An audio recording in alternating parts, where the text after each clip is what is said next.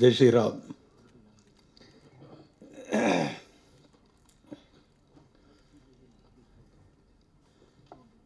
யாமிருக்க பயமேன் தொடர்ந்து இந்த படம் காட்டேரி நல்ல ஒரு வரவேற்பு மிக்க ஒரு நல்ல எதிர்பார்ப்போடு இருக்கிற ஒரு நல்ல படமாக அமையுது.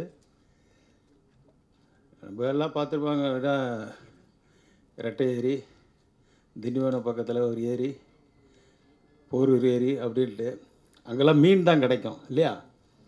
ஆனால் காட்டேரியில் முழுக்க முழுக்க பேய் பிசாசு எல்லாமே கிடைக்கும்.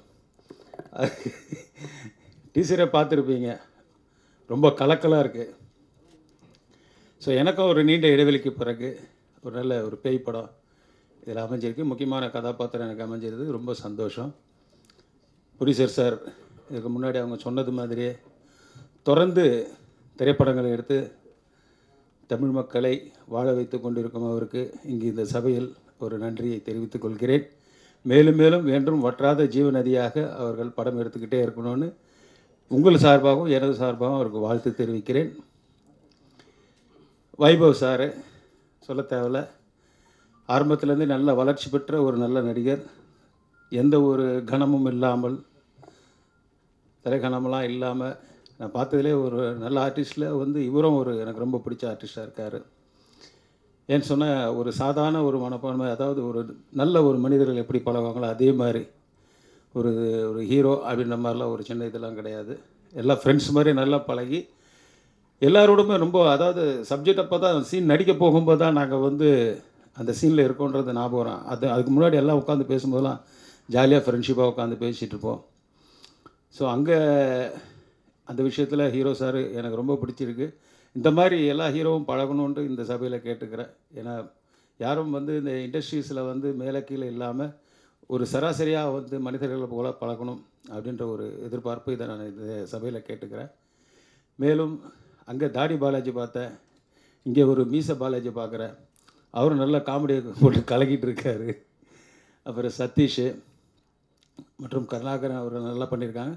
காமெடி ரொம்ப பிரமாதமாக இதில் அமைஞ்சிருக்கு. பேய் படத்தில் காமெடி கலந்த பேய் படம்னும்போது ரொம்ப நல்ல ஒரு எதிர்பார்ப்புகளோடு இருக்கிற ஒரு நல்ல விஷயம். பப்ளிக்கு ரொம்ப பிடிக்கும், குழந்தைங்களுக்கும் சரி முதியோர்களுக்கும் சரி எல்லா தரப்பினரும் பார்க்கக்கூடிய அளவுக்கு இந்த டீச்சரை பார்க்கும்போது உங்களுக்கு தெரிஞ்சிருக்கும். ஏன்னா இன்றைக்கி எவ்வளோ திரைப்படங்கள் நிறைய வந்திருக்கு, ஏகப்பட்ட படங்கள்லாம் வந்திருக்கு. பேய் படங்கள் தொடர்ந்து நிறைய படம் வந்துகிட்டு இருந்தாலும் ஒவ்வொன்றும் கொஞ்சம் வித்தியாசமாக கொடுக்கறத திருப்பி டைரக்டர் அவர்கள் டிகே அவர்கள் மிக பிரமாதமாக இது பண்ணியிருக்காரு. மேலும் மற்ற நடிகர்கள் அனைவருக்குமே நம்ம ரவி சார், அவர் ஹிப்பியை வச்சுக்கிட்டு இப்போ தான் பார்க்குறேன் இந்த படத்தில் வரும்போது எனக்கு அடையாளம் தெரியல. இல்லை ஒருவேளை முடி ஸ்ட்ரைட்டிங் பண்ணிட்டாரான்னு சொல்லி பார்த்தேன். இல்லை இந்த கேரக்டரை அவர் ஸ்ட்ரைட் பண்ணிட்டார், ரொம்ப நல்லா அழகாக பண்ணியிருக்காரு. அவரும் ரொம்ப பிரமாதமாக. மேலும் இங்கே அமர்ந்திருங்க அத்தனை நடிகர்களுமே ரொம்ப நல்லா அழகாக டைரக்டர் சார் என்ன எதிர்பார்த்தாரோ அதுக்கு இருமடங்காக கொடுத்துருக்காங்க. அவரும் அப்ரிஷியேட் பண்ணியிருக்காரு. இந்த படம் வெற்றிகரமாக ஓடணும். முக்கியமாக இன்னிலேருந்து டைரக்டர் சாருக்கு நான் ஒரு புது பேர் வைக்கலான்னு பார்க்குறேன். ஏன்னா எங்கள் பிக் பாஸில் அப்பப்போ பேர் வைப்பாங்க. அதாவது டிகே சார் என்பது அவர் பேய் படத்தில் ரொம்ப அருமையாக ஒரு நல்ல ஒரு டேக்கிங்ஸ் நல்லா பண்ணுறதுனால, ஏன்னா கேமராமேன்லாம் அவருக்கு நல்ல ரொம்ப க்ளோஸ் ஃப்ரெண்ட்ஸுங்கெல்லாம், ஏன்னா ஒரு யூனிட்டாக நல்லா பண்ணிகிட்ருக்காங்க. அவர் என்ன எதிர்பார்க்கலோ அதை பண்ணிகிட்ருக்காங்க. ஆனால் ஒரு பேய் படத்தில் ஒரு அக்கறையோடு நல்ல ஒரு வெற்றி படமாக கொடுத்துட்டு இருக்க ரொம்ப சூப்பராக பண்ணிட்டு டிகேன்றது டிராகுலா கிங் அப்படின்ற மாதிரி டிகே அப்படின்னு எனக்கு ஒரு இன்னிலேருந்து அவரை கூப்பிட அப்படி தான் போக போகிறேன்.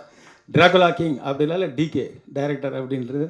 அதனால் இந்த விஷயத்தை சொல்லிவிட்டு இந்த படம் வெற்றி பெற வாழ்த்துக்கள் கூறி அனைவருக்கும் உங்கள் சார்பாகவும் அமர்ந்திருக்கும் சார்பாகவும் நண்பர்கள் சார்பாகவும் கேட்டுக்கொண்டு, பத்திரிகையாளர்களுக்கு மிக முக்கியமாக வேண்டுவது, எங்களை வாழ வைத்து கொண்டிருக்கும் உங்களுக்கு மிக மிக இன்னும் எவ்வளோ நன்றிகளை சொல்ல கடமைப்பட்டிருக்கோம். இதே மாதிரி எங்களுக்கு உதவும்படி கேட்டுக்கிட்டு உங்களிடம் விடைபெறுகிறேன். நன்றி, வணக்கம்.